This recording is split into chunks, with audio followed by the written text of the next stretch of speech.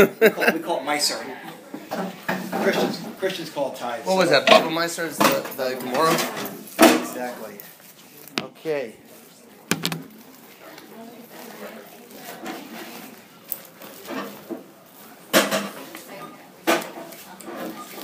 Okay, hi guys.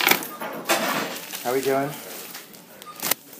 I have to first apologize for my somewhat erratic behavior, but attendance. My behavior is also erratic because it's a very busy season and I'm running around like crazy.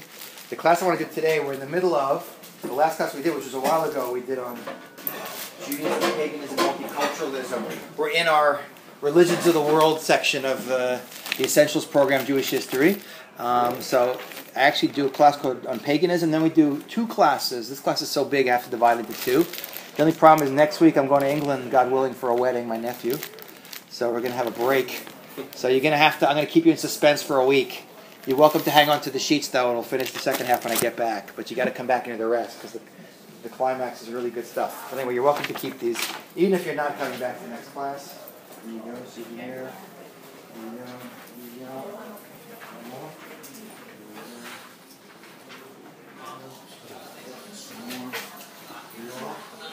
Need some more, hold on.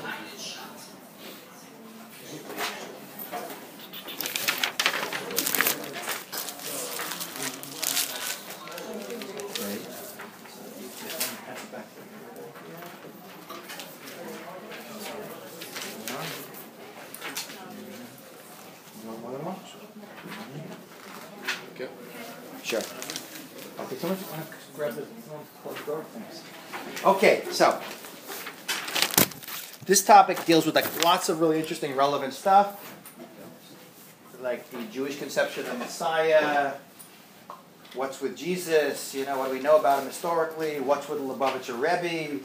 All this stuff. It all fits into the same topic. To begin at the beginning. So first of all, the term, you don't normally hear it in yeshiva, but the word Christ, like what does that mean? Our God. Well, people have been Christ actually, Christos, it's the Latin version of the Greek word, which comes from the word, in English the word is Messiah. Where does the word Messiah come from though? Mashiach. So people often think Savior. It doesn't actually mean Mashiach. It means, the word is Moshach, which means to anoint. I'm going to type the word Messiah in Hebrew is Mashiach. Okay, just have a yud in there. But the root of the word is anointing. Okay, so what's this anointing thing? So let's begin at the beginning. If you look in Exodus, Shemot, chapter 30. This is after we leave Egypt at Mount Sinai. It says, and God spoke to Moses, saying, now take for yourself choice spice, pure myrrh, fragrant cinnamon, fragrant cane, cassia, a hin of olive oil. That's a biblical measurement. Of it you shall make shemen hamashicha, the oil of sacred anointing. With it you shall anoint the tent of meeting, which is the Mishkan, or we say in English the tabernacle, the Ark of the Covenant, right? You shall anoint Aaron and his sons to sanctify them to minister to me. It's a very Christian translation. Christians love that word, minister to me. But this oil was made by Moses. It had a specific function. It was poured on both objects, and in this case, even individuals, to designate them as having a special job. Okay? Just like Kiddush on Friday night where the wine separates, so the oil has a special symbolic function. So here it's first used on the vessels of the tabernacle, on an Aaron and his sons who become the Kohanim, the priests. By the way, it's used throughout Jewish history in all kinds of stories. If you read the Tanakh, the Hebrew Bible, you see, like anyone know a story where it's used? Famous story how does Saul become the first king of Israel? Remember? His father Kish lost some donkeys and he goes to Samuel. I always found that interesting. If I had like a question about a lost donkey, I wouldn't bother the greatest prophet, the judge of Israel. I'd find like some lesser guy. But he goes and asks him, remember, and Samuel's response is really interesting. He says, I know, the great thing about being a prophet is you don't even have to be asked the question. You know the answer before they get to you. He goes, I know why you came. Don't worry about the donkeys. They've been found. Then he takes out his anointing oil. Good thing's closed. He pours it on his head and he goes, oh, by the way, you're king of Israel. So the lesson we learn from that is you got to be very careful who you ask questions of. You might not like the answers you get. Okay, it's later used by other prophets, Elijah, Elisha. By the way, even non-Jewish kings are anointed. It's all over the place. When Saul blows it, he doesn't kill King Agag of the Amalekites, and Samuel goes to pick a replacement. Remember, he goes to Bethlehem, and he goes to Yishai, Jesse, and he finds the youngest son, who we know is David, and he anoints him king. Okay, so we have this idea of anointing. There's lots of anointed people. Even non-Jews are anointed in the Bible. But then we have to focus on in Hebrew, the letter Hey. What does Hey do in Hebrew? To a word. It's an article. It's called the definite article. It's the. So while we have lots of anointed people, we only have one, the Messiah. Now again, I often say this. It's amazing how many Jews think the whole concept of Messiah is not a Jewish concept. They think it's a Christian concept. Like I always say, lack of knowledge about Judaism doesn't seem to stop Jews from voicing opinions on things they know nothing about. I think I said in the previous class, like in physics, we know light travels faster than sound, which is why some people appear to be intelligent until you hear them speak. Okay? It's amazing how many Jews think the concept is not ours. It's invented by the Christians. I always say, we brought the concept into the world. It's a mainstream concept, as we're going to see now. The Christians, as we'll see later, they stole it from us. They changed the definition. They use it against us, and they don't pay us any royalties for it. But the concept is not only a Jewish concept, it's a fundamental Jewish concept. It's one of the mainstream parts of our whole worldview. If you guys were in the first class we talked about the 6,000 years of human history. From the completion of human beings to the end of normal history is 6,000 years. And I mentioned in that class that there's a transitional period which happens before we hit the year 6,000, which is called the Messianic era. It has to come before that. And Messiah is such a mainstream part of Jewish worldview, we mention him all the time. If anyone ever asks you, by the way, a one-page summary, I often get this from Christians, like, what do you Jews believe? So you can whip out like Aryeh Kaplan's Handbook of Jewish Thought, but if you want to give people like a one-page summary of Jewish philosophy, I tell people, look at the end of the Shacharit morning prayers in any traditional Orthodox Siddur prayer book. There is a one-page, it's not written by Maimonides. Everyone know Maimonides? We're going to use him a lot, so you got to know who he is. The Rambam, Rabbi Moses ben Maimon, who was born in Cordoba in Spain over 850 years ago. He ended up spending the latter part of his life in Falstaff, which is today Cairo. He summarized all of Jewish law and philosophy. So based on his teachings, they put together, it's called the Yud Gimel Ikarim, which is Yud Gimel is in Jewish numerics, there's 13 main things. Everyone calls them the principles of faith, although the word emunah doesn't appear there. But it's probably called the emunah thing because every one of these 13 principles, and it goes in order of importance and also a certain chronological order. The last of these 13 principles is resurrection of the dead and final judgment in the world to come. But the second to last one is the most famous because that's the one we always sing on the third meal on Shabbat. I believe with perfect belief or faith. Here's the translations, quote number 2. I believe with complete faith in the coming of the Messiah. And even though he may delay, of course he's going to delay. He's Jewish. Nothing Jewish never starts on time. It's true. Nevertheless, if he was Swiss, he'd be on time. Nevertheless, I anticipate every day that he will come. The point being is that, and Maimonides, this is not his unique thought. It's an absolute fundamental part of mainstream Judaism that this HaMashiach, the Messiah guy, who comes at the end of history as the catalyst, absolutely mainstream part of all of Jewish history. We mention him, by the way, when we pray every day. If you look at quote number 3, this is from the Shemona Esrei, the blessings we say 3 times a day. Vili Yerushalayim, and to Jerusalem, your city, may you return in compassion, and may you rest within it as you have spoken. May you rebuild it soon in our days as an eternal structure, and may you speedily establish Kisei David. That's a euphemism for the Messiah, as we'll see. The connection between Messiah and King David we'll see later. But when we talk about the throne of King David, we're talking about the Messiah. And even in the grace after meals, in the Rachem blessing, have mercy Hashem, it's the second paragraph in quote 3. Have mercy, Hashem, our God, on Israel, your people, on Jerusalem, your city, on the Zion, the resting place of your glory, al malchut beit David mishichecha, on the monarchy of the house of David, your anointed. Here's the word anointed right in there. And again, that monarchy we're talking about is the royal bloodline of the Jewish people and ultimately the Messiah. What's the point I'm trying to make here? You have to take with you. Messiah A is a Jewish concept, and it's an absolutely fundamental mainstream part of Judaism and part of the whole process. A pivotal period of time where we take the world out of the phase we're in now and prepare to go into the world to come. If you don't believe in the Messiah, you need to go back to the Essentials program for a lot longer and get your Jewish worldview straightened out. Okay, so we understand where it all comes from. But now we need to do, and this is the rest of the class, we're going to focus on this point. We need to know who the guy is. Okay, how do you know when he comes along? Like the real Messiah. There's a lot, and this is related to Jesus, it's related to the Bavitcher Rebbe. I'm not being nasty, it's true. And it's also related to the Jerusalem syndrome. Do you guys know there's a psychological syndrome called Jerusalem syndrome? Jerusalem is a magnet for very weird people. Some of them even end up in my classroom occasionally. There was a woman on Jaffa Road for like 2-3 years who used to walk around in this biblical outfit. I am the Messiah. I don't want to be the Messiah. My donkey can't help being a donkey. You remember this? You got to be a few years ago. He was always standing on the Ben Yehuda Mall. There were all the weirdest people hanging out. Along with the Nana Nachman guys, the Grateful Dead meets, granola meets Hasidut at the bottom. Like, how do you know who the guy is? I said the really weird guys, they stick around in Jerusalem for a few months, and then when they want to stay permanently in Israel, they move to Sfat. Sfat has the highest collection of permanently weird people I've ever seen. But they have, no, it's true. It's really interesting. It's a very spacey. And they make art. It's a very spacey place. Some of them make art, some of them whatever. A couple of my students are up there with art galleries now. It's pretty fun. Okay, but guys, what we want a definition for the Messiah. So the best place to go to is, by the way, the Rambam. Now, before we even look at the concept of Messiah, you have to appreciate that the word Messiah doesn't appear in the 5 books of Moses. And some people who are critical of the Bible and hostile towards it would say, you know why? Because the concept was only invented later. That's really not the correct answer at all. The reality is had we done it right the first time, we would never have needed a Messiah. Who should have really been the Messiah? Moses. He would have taken us out of the land of Israel, taken us out of Egypt, brought us into Israel, if not for the spy story and other things. He would have conquered the land, built the temple. We wouldn't be sitting here today in the situation we're in today at all. Messiah, however, is mentioned constantly in all the later books of the Bible. In fact, all the great prophets, Jeremiah, Ezekiel, all these guys, Zechariah, they all end with Messiah. First of all, because they always want to end on a high. The bad stuff is always a warning, the good stuff has to happen. So they always end with the good stuff at the end.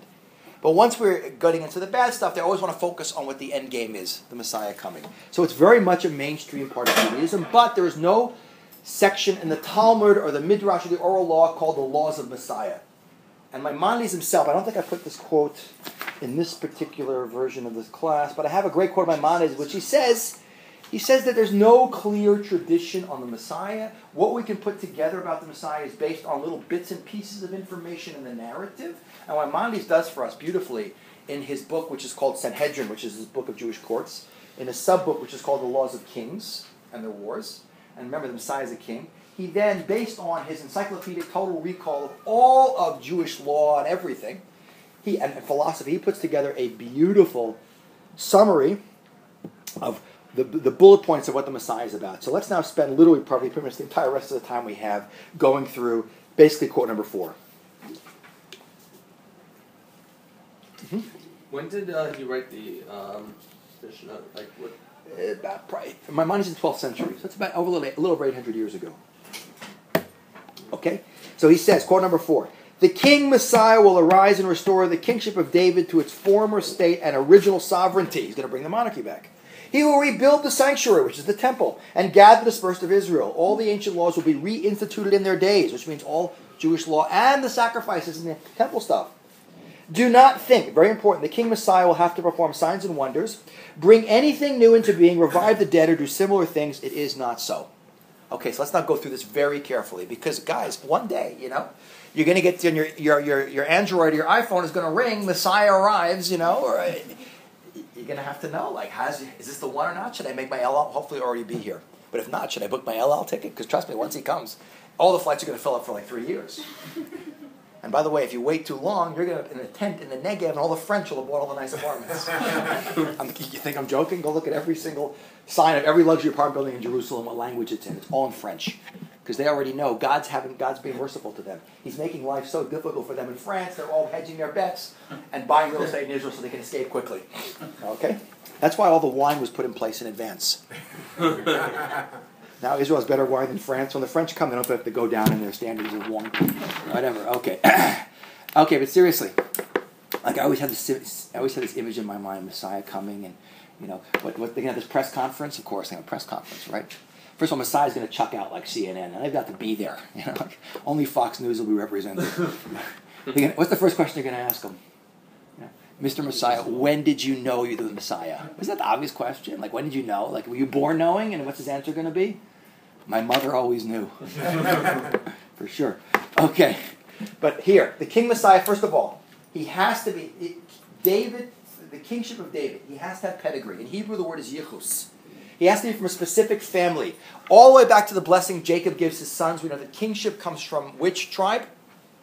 Which tribe do all kings of Israel? Except for the real dynasty comes from Judah. Saul is from Benjamin, but all the real kings of Israel, the royal line of the bloodline of the Jewish people is from Judah, and it's called the family of King David. It has to be a specific family. Not just Judah in general. It has to be from this guy David through his son Solomon. Now the first question most people ask when they hear that is like, who knows that?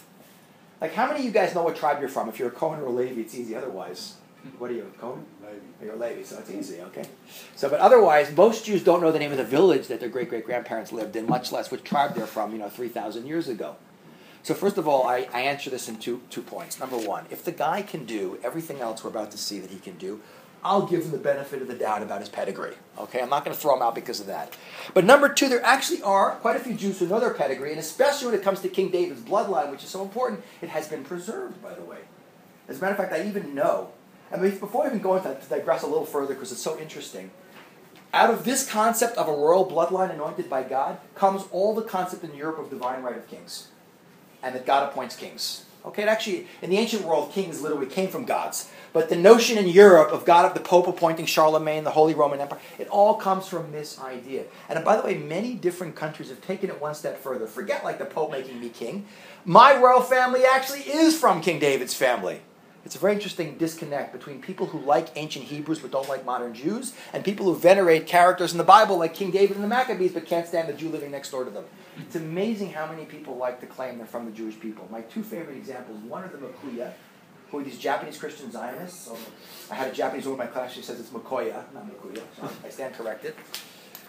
They not only, they're obsessive, like evangelical pro-Israel Christians, they actually believe that the Emperor of Japan is from King David's family. And that he has a secret mirror, which has the four-letter unpronounceable tetragrammaton, Yud-K, Vav-K, name of God, that he only uses in the secret Shinto ceremony. I actually asked one of the Makoya down at the wall, like 27 years ago, when they came on a tour, I said, do you really believe that Emperor, and it was still Hirohito at the time, who's the Emperor of Japan during World War II, is still alive. I said, do you believe Hirohito is actually from King David's family? You know what he said to me? He's Jewish. Look at his nose. I said, you got to be kidding. That's your proof? But the only thing that's more fantastically weird than this is, if you guys know about 17th century England, there was a civil war in England. It's the Christian fundamentalists led by Oliver Cromwell overthrew the king and executed him. Which king was that? Charles I. Okay? They killed the king, and they set up a fundamentalist Christian. They actually were so obsessed that their battle cry was the Lord God of hosts. Their symbol was the Lion of Judea. They marched into battle singing songs. They were so obsessed with Jewish law, they even thought about replacing British common law with biblical law. They named all their kids like biblical names. And out of that came this society, which still exists today, called the British Israelite Society. They're still around. They actually claim that the British are one of the lost tribes of Israel. What? But by the way, to digress a teeny little bit further, since we're on these really weird connections with the Jewish people, if you go to the back, it's not there anymore. It was in Westminster Abbey until 1997. It's now back in Scotland. But in the 13th century, Edward the Longshanks from Braveheart stole from the Scots a stone called the Stone of Scone, S-C-O-O-N-E. Google it, you'll see. According to Celtic, Irish, Scottish tradition, it's the pillowing stone used by Jacob. Remember when he goes to sleep around in Beit El with 12 stones around his head, and he wakes up and they've turned into one stone? That's the stone. And remember, who's seen the movie The King's Speech? It's a really good movie. You see they're practicing the coronation of the king on this chair. The comments on, what's that ugly block of stone? This chair sat in Westminster Abbey. I saw it in 19... It's this big block of limestone sitting on this ugly oak chair. That's the stone that Jacob slept on. How it got to Ireland and then Scotland, I have no idea. Jeremiah's rowing, with it or something. The British stole it from the Scots in the 13th century. The British gave it back to the Scots in 1997 when they allowed Scotland to have a parliament. But every king and queen of England since Edward II has been crowned king on this throne. That's how obsessed they are with the connection with the Jewish people. Is that weird? It's so bizarre. But the British Israelite Society is even more bizarre. They're claiming that not only is there that connection, but that the British are one of the lost tribes of Israel. Now, come on. First of all, there's no way they are. They can't cook for beans. They boil everything. There's no way these guys are Jewish. But you know what? Every year, they stopped recently. I haven't gotten one in a few years, but literally for about a decade, when they read my stuff online at Aisha Torah, and I talk about this, every year one of them would send me an email. This is our last little digression, but it's so amusing, I have to show you. He'd say, it's true, we are the lost tribes of Israel, and the proof is in the name. Brit Ish. British. Brit Ish. What's Brit Ish? What's Brit? Covenant. What's Ish? Man of the covenant, come on. I sent them back. I did this like 10 years in a row. I sent back the guy the email. Look at the name of the country. Brit Ain. No covenant. They never read me after that. Okay. Anyway. Okay, a little interesting side point. People are obsessed with this Jewish connection, that the one true royal family that is really God ordained is King David's family. But just to go back into the Jewish sources about how do you know you're from King David's family, I actually met in South Africa probably 8 years ago this guy who was the head of the Cousins Club called the Peretz family. There's a lot of Peretzes running around. Who's Peretz, by the way, in the Bible? Who's Peretz? You can cheat and go to quote number 6. This is from the story of Ruth, which is an amazing story, by the way. Ruth is the most empowering story for Balei Tshuva because Ruth is a Moabite. Okay? Moabite men are so cursed spiritually, so tainted, they can't even marry into the Jewish people. You know, the whole story of where David comes from is unbelievable. The greatest character in Jewish history, ultimately the Messiah, comes from the story of Judah and Tamar, the daughter-in-law who dresses as a prostitute to seduce her father-in-law, and this Moabite, and it's unbelievable. You should never let your background interfere with being great. That's for sure the great lesson here. But where does this Peretz come from? Peretz is the kid who comes out of the story of Judah and Tamar. And it says in quote 6. Now these are the generations of Peretz. Peretz begot Chetzron, and Chetzron begot Ram, and Ram begot Aminadab, and Aminadab begot Nachshon, Nachshon begot Salmon, and Salmon begot Boaz, and Boaz begot Obed, and Obed begot Yishai, and Yishai begot David. So this Peretz name comes from this Peretz in the Bible, who's King David's great-great-great-grandfather. This family claims they have an unbroken tradition and directly descended from King David through Solomon. There's a lot of these people running around. Okay, but like I said, by the way, I know other people who claim, not from the Peretz family. There was a rabbi in Eshet Torah who had his family tree going back to Adam. And by the way, you don't have to do everyone. You don't have to know it. All you have to do is get yourself back to certain people. Like if you're descended from Rashi, and I know several people who are directly descended from Rashi on their father's side. Okay, Rashi was a direct descendant of King David. So all you have to do is go back 1,000 years, and Rashi takes you another 2,000 years back to King David. Okay, but that's his pedigree. That's the least complicated part of this. What does he have to do? It's one thing to have the genetic material, but what does he actually have to do to get the title? He has to restore the monarchy. He has to, go back in the quote, he has to bring the Jewish people physically back to the land of Israel, which means, guys, no more diaspora. Like I always say, Messiah, when he comes, he gets to leave Israel for one last time to go to Costco and Target to stock up on stuff.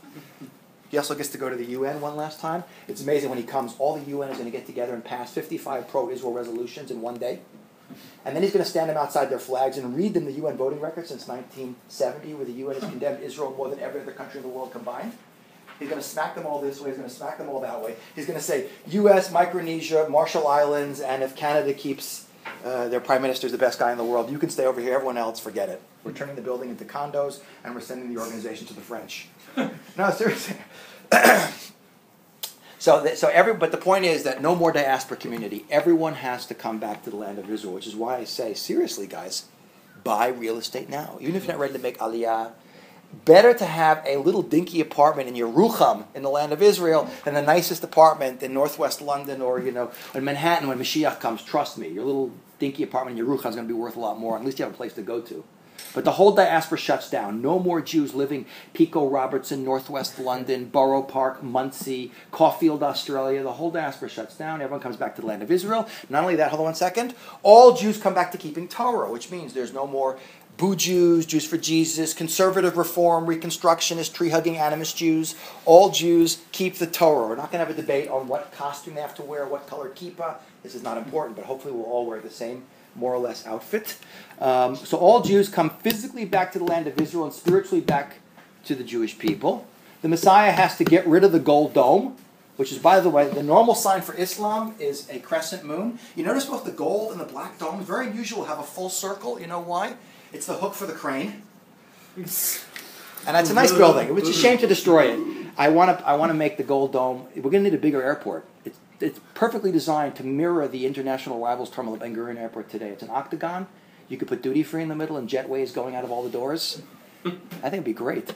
Okay, so we get rid of the gold dome, the black dome. By the way, it has to fight off all the people who try and stop us, which is the entire General Assembly of the United Nations. It's all going to try and stop us. And all the crazy Muslims calling for holy war. We try and fix the ramp going up to here. They want to destroy Israel. Imagine we try and get rid of the gold dome. So the Messiah has to bring the Jews back physically, spiritually back to Torah, rebuild the temple, institute the temple service. The Kohanim get to go back in action. Leviim get to work also. Any Kohanim here? You can go right down the street, 2 minutes away to Machon HaMikdash, the Temple Institute, and you can order your big day kahuna today, your garments for the priests. They're making them for you. You can start practicing, get the long thumbnail, practice doing the birds with your thumb, all that stuff. Okay, they're really preparing people for this because one day he's going to come really quickly and they're going to need trained priests. And what else does he have to do, by the way? And then he has to bring the whole world back to God, which is the most interesting part of all. Because when Mashiach comes, two things, guys. A, there's no conversion to Judaism. There's 2 periods of time there's no conversion in Jewish history. One was in the past and one will be in the future. In the future, it's the Messianic era. In the past, when was conversion not allowed in Jewish history? When do you think? During whose reign? David. Sorry? David. Well, the whole Syrian community in New York doesn't allow converts either, but that's a separate problem. They don't. Halabim don't take converts. But during the reigns of David and Solomon, what do the two things have in common? Messianic era, David and Solomon. What do they have in common? Temple, but more than that. Ideal times when everyone's going to want to join the Jewish people. And what's the essence of conversion? The essence of conversion is commitment to truth. You want to take the pain for the gain. You don't care what people think. Okay, that's what Abraham was about. Trust me, when Mashiach comes, suddenly everyone's going to be, I was Jewish, I wanted to be Jewish, I thought about being Jewish. They're not going to grandfather anyone in there. So if you know someone who wants to convert, tell them to start the paperwork now. Okay? Because seriously. So the question is, well, I'll take the questions and I just want to finish this part. I'll take all the questions you have. So no converts allowed, but by the way, there's also no more, by definition, there cannot be any more Christianity or Islam or Buddhism or Hinduism or tree-hugging animism or any other ism besides Judaism, and there's no conversion, so what does the rest of the world become? I said this years ago and someone yelled out, slaves to the Jews! I said, no, we don't enslave the world. Like Maimonides says, the sages and prophets not along for the Messianic era in order to rule the world or subdue the nations. He said, we're not into that. Jews aren't into empire. The only Jewish empire in history has been Hollywood, and it hasn't been a source of Jewish values. So, what does the whole world become? Noahites. They keep this. You guys know the Noahide laws? After the flood, God gave Noah 7 laws, which, like everything else in Judaism, is a lot more than 7. They have a lot of sub details to them, but it's like Judaism light. You know, like light beer, most of the taste without the calories. It's like the fundamentals of Judaism without all of the minutia of halacha in it. So the whole world converts to being B'nai Noach, and then we lead the whole world back to God. Easy, right? No problem. Unite the Jewish people, bring them all back to Judaism, bring them all on Aliyah, get rid of the gold dome, rebuild the temple, and bring the whole world back to God. Oh my God, can you imagine? Like I said, if the guy can do all that, then I'll definitely not look too much into whether he's from King David's family or not.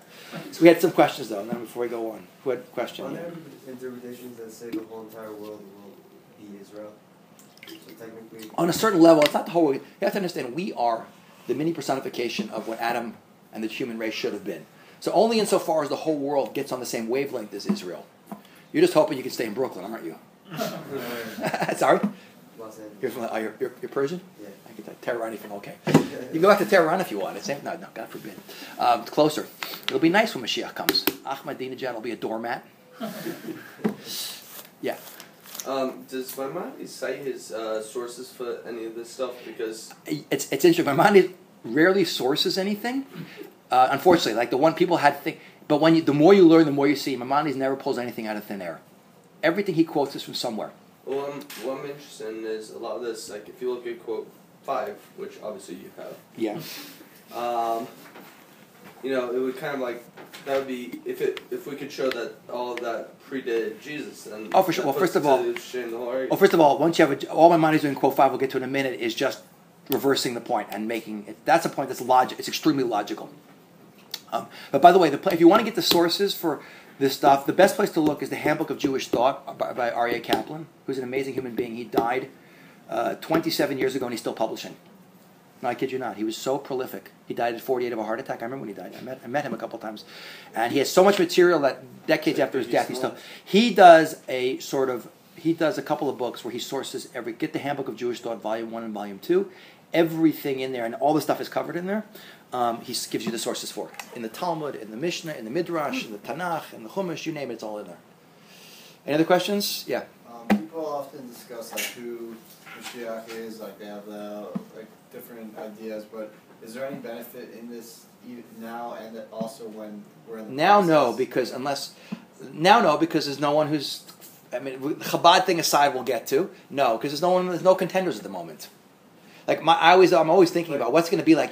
My theory is you're going to start hearing about someone who eventually appear like 1 or 2 headlines and you hear about him more and more and more. It's not going to be one day Boomy's there on the white donkey riding in through, Mount Zion Gate or something, Yeah. But even if there were people that were to be hypothetical, who knows, like, if they were somewhat indicating that they might have been, would it be, until anything happened, would there be any purpose in discussing? No, we're going to get to that now. Hang on to that. That's what I'm going to get to right now. Get a question? You want to? No. Okay. This is the point I want to get to now. So we understand the job description. I used to jokingly say with the class, I have applications to be Messiah. Anyone wants one? Like, no one ever takes one when they read the job description. I just get high blood pressure thinking about uniting the Jewish people. You can't get 10 Jews in a room to agree on anything. Okay, but here, the second part of the quote, what's your name? Moshe Reuben. The second part of the quote, Moshe, this is the part that I think answers your question. Look at the second part of quote number 4. If there arise a king from the house of David who meditates in Torah, doesn't mean he's like into meditation. It means he knows his stuff, okay? Occupies himself with the commandments, observes the precepts prescribed in the written and oral law, prevails upon Israel to walk in the ways of Torah, fights the battles of the Lord, it may be assumed that he is the Messiah. Meaning, if a guy comes along and starts to do the stuff, like tremendous leadership, he can have, by the way, he doesn't have to be the greatest Torah scholar ever lived, but he has to have done more than the Essentials program. Now, he has to have peer recognition as a Torah scholar. If he kind of comes along with leadership skills and Torah knowledge, and he fears God, and he's a tremendously dynamic figure, and the Jews are rallying around him, and he's doing stuff, you can give him the title of potential Messiah. But guys, the next part of this quote is the single most important thing in both classes. This sentence here. Okay, it may be assumed that he is the Messiah. If he does these things and succeeds, rebuilds the sanctuary on its site, and gathers the dispersed of Israel, who's beyond all doubt the Messiah who prepared the whole world to serve the Lord together. Meaning, guys, this is so important. This is the one thing you have to remember about the make it or break it issue between potential, failed, false, and the real guy is what? You don't get the title until you finish the job. This, by the way, is one of the huge theological problems we have with Christianity. That what? Jesus didn't do it. So how do they get around it? Christians aren't stupid. They got the world's largest multinational corporation, Roman Catholic Church, you know. How do they get around it? They say he will do it. Second coming. So I happen to like evangelicals a lot. I teach a lot of their groups. I think they're amazing people. There are a lot of ways. And by the way, their agenda is not all to convert us, and that's a whole separate topic. When I got to do a class for Jews on evangelicals, go read Elliot Abrams, Assistant Secretary of State under Clinton, the book called Faith and Fear, about how Jews have to get over their incredible, visceral fear of the Christian right, who happen to be our biggest friends in the world today. That's not our topic. Faith and Fear. It's a great book. It's a really good book to read. And give it to some of your extreme left-wing, anti-evangelical friends. But I always say to Christian groups with evangelicals, and whenever I teach these groups, and I always do Q&A with them, the Q&A ends up being 3 times longer than the class because they never get to speak to rabbis, and they have a million questions. And a lot of times I always announce, I've long since learned to answer before Q&A that I will not get involved in polemical debates with them when they try and, Rabbi, it says in Jeremiah chapter 9, verse 32, they're trying to get me to see that Jesus is predicted by Jewish prophets. I refuse to go there with these guys. But I say, look, guys, I'm not going to get involved in these polemical debates with you, but here's the deal I'll make with you. You do your job as good Christians, and I'll try and be a good Jew and do my job. We'll bring the Messiah, and if he's Jesus, I promise I'll let you guys baptize me. And they always laugh. And I'm true. I don't think for 1 in a billion, but you got to always be prepared that you're wrong. If 1 in a billion I'm wrong, and the guy shows up, and yes, I was here before, and as we'll see, his name was definitely not Jesus. We'll talk about that later. But then I'm fine. But that's not the issue. You don't get the title until you finish the job. And not only that, very important, Maimonides adds in here, and this is certainly being directed at Christianity, although Maimonides grew up amongst Muslims, doing miracles proves nothing. We often get sidetracked by miracles. In the ancient world, everyone does miracles. Pharaoh's kids are doing miracles. Manipulating the physical world today is like, I spoke about this previously when we got to Joseph in Egypt. Today, real magic is, no one can do it, and you'd be really impressed. But we know that whether it's the dark side of the force, as we say in Star Wars, or the pure magic, that the rabbis could do of the mystical cabal of actually manipulating the world, these are forces that are out there. Doing miracles, even forgetting illusions, real magic, if you can really manipulate the world, proves nothing in Judaism. Maimonides goes more into this in quote number 5, which is the Book of Knowledge, Sefer Mada in chapter 9. He says, therefore, if anyone should arise, whether from the Gentiles or not, or Jews, and showing a sign and wonder, declare that God had sent him to add a precept to the Torah, or take away a precept to the Torah, or give interpretation to any of the commandments, such as we have not heard from Moses, or should assert that the commandments are given to Israel are not a perpetual obligation for all generations, but only temporary. Such a man is a false prophet. He is to be put to death. Which means practically, guys, if a guy shows up and does every single thing that the Messiah is supposed to do, and he rebuilds the temple. First, this is not going to happen, but even in theory, if it happened, he does everything. And then he says, oh, and by the way, guys, bacon cheeseburger, totally cool. Friday night, go and take your non-Jewish girlfriend out to the movies and then have a bacon cheeseburger. Because one of the 13 principles, if you read at the beginning of this document, Maimonides, is that the Torah that Moses gave us is the Torah. Rabbis have the permission to add rabbinic legislation on. Like Messiah can reconvene the Sanhedrin. The first thing he's going to do, I already sent them I have set up a website and you have questions for Messiah. The first thing is getting rid of kitniot for Ashkenazim. I mean, there's no reason for this. The things Ashkenazim can't have, like the peanut butter on their matzah. This is a rabbinic, this is a minhag, it's a custom. It's not even a rabbinic piece of legislation. While rabbis can institute takanot and make fences, like for instance, by the way, chicken and milk is a rabbinic thing. It's beef and milk, that kind of stuff. How many hours you wait between milk and meat. There's a lot of stuff that's rabbinic legislation. A Sanhedrin wants this, until we have a Sanhedrin, you can't touch this stuff. But the Messiah will convene the Sanhedrin, and then he can decide, let's get rid of that, let's get rid of this, and this has to go. What he cannot do, however, is uproot any Torah legislation. Milk and meat is forbidden from the Torah, okay? Shabbat, I'm sorry, the only vehicle you can drive in is, God forbid, take someone in an ambulance, your wife's giving birth or someone's injured on that, saving a life. But otherwise, no way. Which means if someone comes along and says this, he's a false prophet, take him out and kill him. Very important. And why is Maimonides putting this in there? Because of Jesus. He did all these miracles. Wow, it must be that he's God's chosen. Manipulating the physical. By the way, the miracles that Jesus does, by the way, are all plagiarized from the book of Elisha. Go read in the book of Kings in the Bible about Elisha. Elisha is Elijah the prophet's prodigal student. Everything that Jesus does is just plagiarized from there, except the walking on water thing, which probably didn't work for Jesus either because he had holes in his feet, but that's a separate thing. Someone else have questions? Yeah. Can we convene the Sanhedrin without Mashiach? In theory, you could. In theory, it could be done, yeah. So why don't we? It's been tried. Why don't we? I'm telling you, you can't get Bells and Satmar to sit together. How do you get a Sanhedrin? Actually, the religious nationalist right tried to create a Sanhedrin. But there's no way, because there's no way that the Haredi world is going to listen to the religious national right. We can't even agree on conversion laws. There's no way.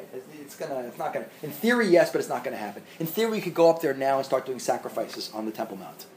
We just got to take the red cow, do the ashes of the red heifer. Such cows are around. As long as you do that ritual and you have Kohanim doing it properly, you can start to. None of this is going to happen until. Guys, you got the point. But so we understand the job description of the Messiah. We understand you don't get the title until you finish the job. But that means also, this is the last thing we're going to do in this part, and then we're going to take a break for a week, and you have to come back and get the second part. Unfortunately. That means we have the following possibilities in Jewish history. We have potential Messiah. We can have a failed Messiah. We can have a false Messiah. And we have the Messiah. So potential Messiahs. Let's look at these for a minute because they're all relevant to us today. We are told, it's explicitly stated that in every generation there's potential Messiahs. There's always someone floating around. Anyone know someone's character specifically mentioned in the Bible who were potential messiahs? God wanted to make one specific king a messiah. Anyone know who we're talking about? Hizkiyahu, Hezekiah, the guy who built the really cool water system you walk through in David City and the broad wall in Plugat HaKotel Street in the Jewish Quarter. He's a guy who was on such a high level it says that even the littlest kids were like big Torah scholars. But because we didn't deserve the Messiah, we didn't get him. You ever heard that expression, every generation gets the leadership they deserve? That, by the way, is the scariest quote about the world today. There is no leadership. By the way, there's no leadership in the Jewish world. There are no, in my opinion, and I say very sharp, but there are no real Gedolim anymore. There are people who are Lach authorities, but there's no one who's really out there saying what needs to be said, doesn't care about what anyone thinks. He's just into truth. Okay? They don't exist. And in the world at large, forget it. Come on, that Barack Obama is the head of the free world. It's even scarier than George Bush being the most powerful guy on the planet Earth. Now, seriously, there's no leadership anymore. But even in the Jewish world, we don't deserve to get the guy. So he's always in the bullpen, like to use a baseball analogy, warming up. But he never gets to pitch a game. Okay, so Hezekiah is one example of a person, Hezekiah, who could have been. Failed Messiah. Who's the most famous failed Messiah in Jewish history? And it's not so clear he's a failed Messiah either. Shock history, no. No? False. Jesus. No, definitely not. Okay. Sorry? Interesting, but I would say Bar Kochva. And by the way, it's not so simple to say that because the opinion of the Talmud is he's a false Messiah. But I would say, from my opinion as a historian, that he had the potential to be the guy, but he failed. Now, Shimon Bar Kokhba's real name is not Shimon Bar Kokhba, it's Simon Bar Koziva. As a matter of fact, the rabbis make a play on his name. They say his name is Bar Kozev. What's Kozev? Ki kol adam amalti b'chavsi ki kol adam Kozev. It's a lie, a falsehood. So the rabbis say he was a false Messiah. But why do I say it's a little more complicated than that? Now, he led a revolt against the Romans during the time of Hadrian, probably triggered by the Romans trying to build a temple to Jupiter on the side of the Temple Mount and do other nasty things to the Jewish people, like outlaw Judaism. He led this revolt that we now know was probably the biggest revolt in the history of the Roman Empire. You guys heard of the Bar Kokhba revolt? Historians now estimate it took all or part, listen to this, all or part of 14 Roman legions to crush Bar Kokhba. The Romans only had 24 legions in the entire empire, which means it took at least half the Roman army of the entire empire to crush this revolt. That's how big it was. But we say, whereas initially he was so successful, he obliterated a whole Roman legion, the 22nd Roman legion was wiped out. Eventually he got arrogant, he was forced into a guerrilla warfare situation, he made his final stand at the city of Beitar, and the city of Beitar fell, and it was disastrous for the Jewish people. Okay, they said he even killed, the end of Bar Kokhba was that he killed his own uncle, Rabbi Eliezer Modei, who was a great Torah scholar. He accused him of being a traitor. But why do we say he could have been a failed Messiah? First of all, he had the backing of the most important rabbi of that generation, and one of the most important rabbis of all time, Rabbi Akiva. As a matter of fact, his name, Bar Kokhba, Kochav is the Aramaic word for, it's Kochva, it's Bar, son of Kochav. What is Kochav in Hebrew? Star. It's an allusion to the star will go forth from Jacob. It's an allusion to his messianic potential. So if the greatest rabbi of that generation backs him, and by the way, there's no question in my mind that we have this period of mourning, Lag BaOmer. We mourn the death of Rabbi Akiva's Torah. They died in the plague. I'm sorry, I don't hold by that at all. There's no question in my mind that they all died fighting the Romans. If their rabbis, the Gadol Hador, are going to fight the Romans, you can be sure that all of Bar Kokhba's students joined in that revolt. And probably all fell in battle, which wiped out the entire generation of Torah leadership.